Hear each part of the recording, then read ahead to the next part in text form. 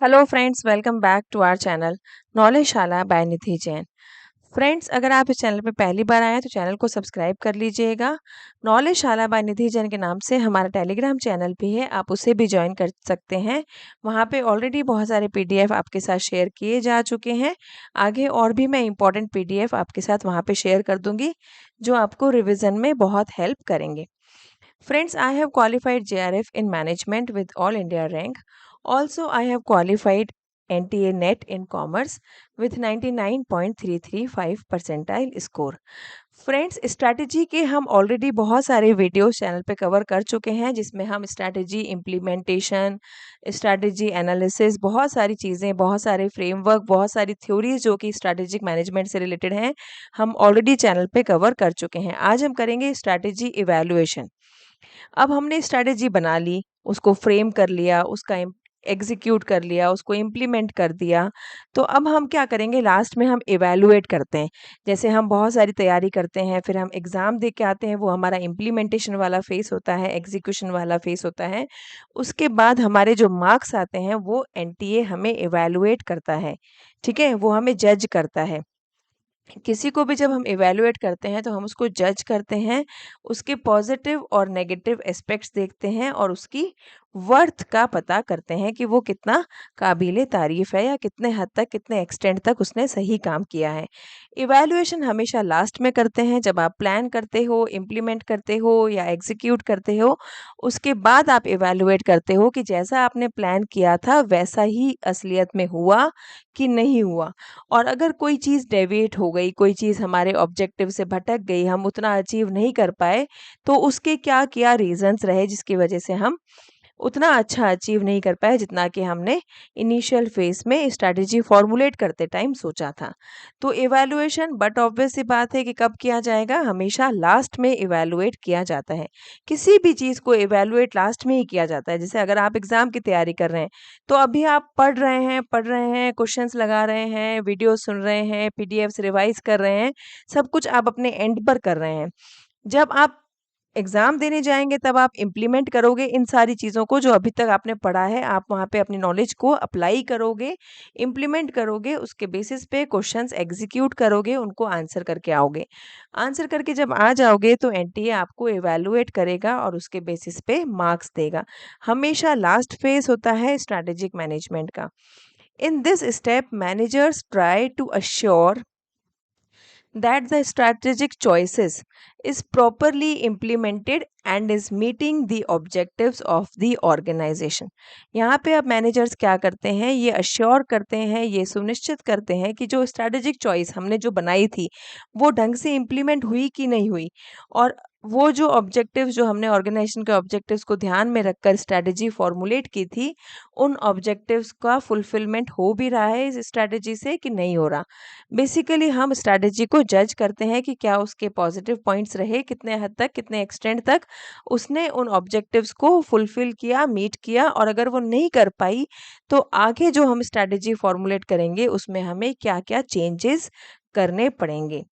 Strategic evaluation में managers review करते हैं, अप्रेज़ करते हैं the progress in the performance related to strategy implementation. अब वो क्या करते हैं, इम्प्लीमेंटेशन में कई बार क्या होता है, फॉर्मूलेट हमने अच्छा किया है ना, जैसे हमने टाइम टेबल बनाया कि हम सुबह 5 से 7 पेपर 1 पढ़ेंगे, उसके बाद हम कॉलेज जाएँगे या जो भी आपका ऑफ़िस है अगर आप वर्किंग हैं तो, और आने के बाद हम 5 से 7 पेपर 2 पढ़ेंगे। लेकिन अगले दिन क्या हुआ, आप 7:30 बजे उठे, तैयार हुए और ऑफ़िस चले गए या कॉलेज चले गए, और जो आपने 5 से 7 का शेड्यूल फ़िक्स किया था, वो इधर-उधर हो गया। ठीक है? तो इवैल्यूएशन करते टाइम आप ये देखोगे कि आपने जो परफॉर्मेंस रिलेटेड स्ट्रैटेजी इम्प्लीमेंटेशन की जो परफॉर्मेंस थी, वो कितनी फुलफिल हुई है, कितने अच्छे से इम्प्लीमेंट हुई है।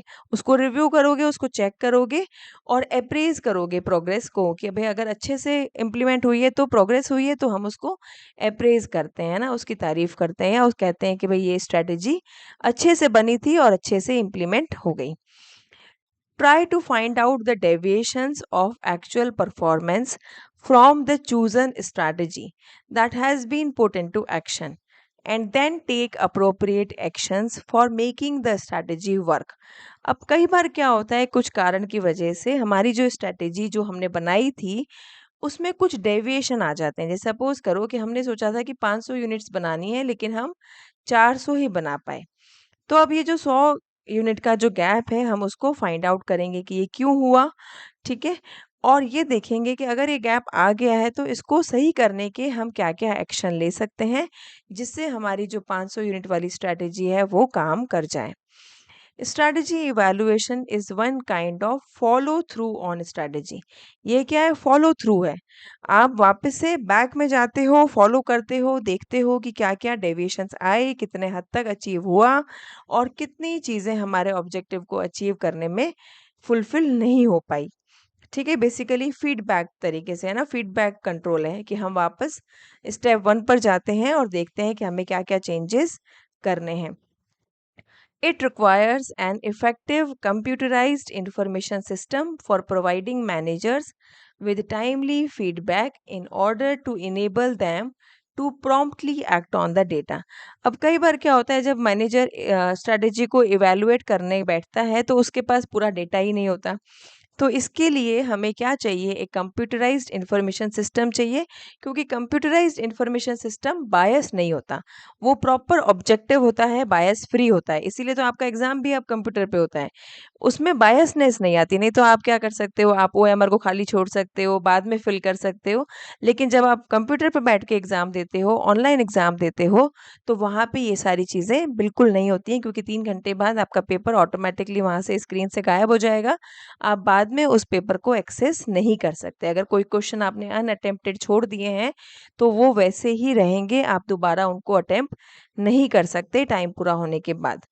तो प्रॉपर फीडबैक मिले, प्रॉपर डेटा मिले और उस डेटा पे प्रॉम्प्टली मैनेजर इमीडिएटली एक्ट कर पाएँ, उसके लिए हमें कंप्यूटराइज्ड इंफॉर्मेशन सिस्टम, एक एमआईएस चाहिए होता है, मैनेजमेंट इंफॉर्मेशन सिस्टम, जहाँ पे पूरा डेटा अवेलेबल रहता है और उससे मैनेजर्स को फीडबैक मिलता रहता है।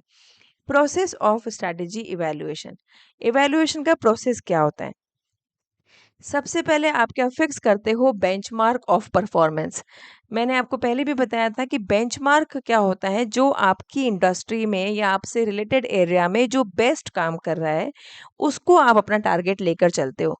बेंचमार्क कभी भी टोटल नहीं होता, 100 में से 100 नंबर इज नॉट बेंचमार्क। अगर आपकी क्लास में कोई 98 ला रहा है, तो 98 आपका बेंचमार्क है, आप उसको देखकर अपने लिए टारगेट सेट कर सकते हो। ठीक है? Benchmark is the best practices followed in that industry in which you are working. आप जिस इंडस्ट्री में काम कर रहे हो, उसकी बेस्ट प्रैक्टिसेस, जो बेस्ट काम कर रहा है, उस स्ट्रैटेजी को फॉलो करते हो या उसको टारगेट लेकर चलना हम क्या कहते हैं, बेंचमार्क को फिक्स करना है ना। परफॉर्मेंस का बेंचमार्क फिक्स करते हैं सबसे पहले, क्योंकि एक टारगेट होता है, तभी आप उसको अचीव करने के लिए एफर्ट्स डालते हो। फिर मेजरमेंट ऑफ परफॉर्मेंस, आपने टारगेट अचीव किया 98 परसेंटाइल, आप अब क्या करो, अपनी परफॉर्मेंस का मेज़र करो, आपके आए 95। अब यहाँ पे ये 3 का क्या है, वेरिएशन है, ठीक है? डेविएशन है, गैप है। इसको फिर हम एनालाइज़ करते हैं कि ये वेरिएशन क्यों हुआ? क्योंकि हमने थोड़ा-सा कम एफ़र्ट डाला, हमने पर्टिकुलर सब्जेक्ट में ज़्यादा एफ़र्ट नहीं डाला, कोई भी रीज़न हो सकता है, तो उसका डेविएशन का रीज़न क्या रहा, उसको हम एनालाइज़ करेंगे। और लास्ट इसमें क्या करेंगे, हम करेक्टिव और रेमेडियल एक्शन लेंगे कि किस वजह से ये चीज़ फुलफ़िल नहीं हो पाई। हमारा जो बेंचमार्क हमने फ़िक्स किया था, वो क्यों अचीव नहीं हो पाया, उसके पीछे क्या रीज़न्स रहे, ठीक है? कहाँ पे हम लैग कर गए। अब स्ट्रैटेजी इवैल्यूएशन हम एक साथ पूरे ऑर्गेनाइजेशन की नहीं कर सकते, तो ये हम 2 लेवल पर करते हैं, स्ट्रैटेजिक लेवल और ऑपरेशनल लेवल। स्ट्रैटेजिक लेवल मतलब wherein we are concerned more with the consistency of a strategy with the environment. अब स्ट्रैटेजिक लेवल पे मतलब लॉन्ग टर्म पे मतलब टॉप मैनेजर्स इन्वॉल्व हैं, ठीक है? तो ये क्या ज़्यादा फोकस किस पे करते हैं कि आपकी जो स्ट्रैटेजी है वो एनवायरनमेंट से कंसिस्टेंट हो, एक तालमेल बना रहे स्ट्रैटेजी में और एनवायरनमेंट में। अब आप बोल रहे हो मुझे 500 यूनिट बनाने हैं और आपका जो रॉ मटेरियल है वो आ ही नहीं रहा, सप्लायर्स आपको रॉ मटेरियल ही प्रोवाइड नहीं कर रहे, तो आप ये देखो कि एनवायरनमेंट में क्या चल रहा है, उस एनवायरनमेंट में रिसोर्सेज की अवेलेबिलिटी के अकॉर्डिंग अपनी स्ट्रैटेजी बनाओ। ये काम होता है स्ट्रैटेजिक लेवल पर होता है, टॉप मैनेजमेंट करते हैं इसको। फिर आता है ऑपरेशनल लेवल, जो हमारा शॉर्ट टर्म होता है, लोअर लेवल पर किया जाता है, उसका मतलब ये है कि आप फ़ोकस करते हो how well the organisation is pursuing the strategy is assessed. जो स्ट्रैटेजी बनाई है स्ट्रैटेजिक लेवल पर, उसको हम कितने अच्छे तरीके से अभी परस्यू कर रहे हैं। ऑपरेशनल ऑपरेशनल लेवल जो होता है वो छोटे लेवल पर होता है। जैसे आप हर रोज़ रात को ये देखो कि आप कितना-कितना कोर्स कवर कर रहे हो, कितने-कितने टॉपिक्स आज आपने पढ़े, कितने टॉपिक्स बच गए। तो ये जो इवैल्यूएशन है ये ऑपरेशनल लेवल पर है। लेकिन अगर आप 3 महीने बाद एक साथ देखते हो तो वो स्ट्रैटेजिक लेवल होता है, या फिर आप शुरुआत में मतलब जब आपने तैयारी शुरू की, जब आपने इनिशियल स्टेप पे जो स्ट्रैटेजी बनाई कि मैं 3 महीने कोर्स पढ़ूँगा, 1 महीना क्वेश्चन करूँगा, फिर रिवाइज़ करूँगा, या 5 महीने में सिलेबस करूँगा, लास्ट के 1 महीने में रिवीजन और एमसीक्यूज़ करूँगा, जो भी व्हाटएवर, ठीक है? तो वो होता है स्ट्रैटेजिक लेवल। और जो आप छोटे-छोटे ब्रेक्स में ऑपरेशन लेवल उसको कहते हैं, जब आप छोटे-छोटे फ्रंट पे अपनी स्ट्रैटेजी को इवैल्यूएट करते हो। आप बेसिकली ये देखते हो कि कितनी स्मूथली आपका ऑर्गेनाइजेशन उस स्ट्रैटेजी को फॉलो करता जा रहा है। ठीक है? अगर आप रोज़ की रोज़ इवैल्यूएट करते रहोगे तो बाद में पूरी की पूरी स्ट्रैटेजी को चेंज नहीं करना पड़ेगा, है ना? छोटा-छोटा चीज़ों पे इम्प्रूवमेंट ईज़ी होता है और बड़ी क्विक हो जाता है। एकदम से अगर आप 5 महीने बाद देखोगे कि मैं कितना पीछे रह गया, कितनी चीज़ें, कितने दिन मैंने टाइम टेबल मिस कर दिया, तो वो थोड़ा डिफ़िकल्ट होगा फॉलो करना। ठीक है? तो ये था हमारा स्ट्रैटेजी इवैल्यूएशन। स्ट्रैटेजी के बहुत सारे वीडियोज़ ऑलरेडी अपलोड किए जा चुके हैं। वो नहीं देखे हैं तो उनको वन बाय वन करके कवर कर लीजिएगा। चैनल सब्सक्राइब नहीं किया है तो चैनल को सब्सक्राइब करिए। नॉलेजशाला बाय निधि जैन के नाम से टेलीग्राम चैनल है, उसे भी जॉइन कर लीजिएगा।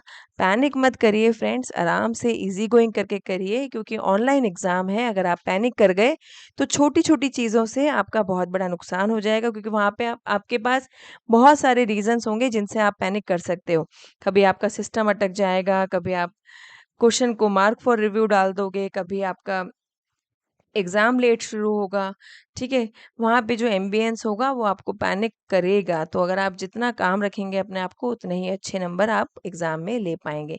ध्यान रखिए फ्रेंड्स, टेक केयर।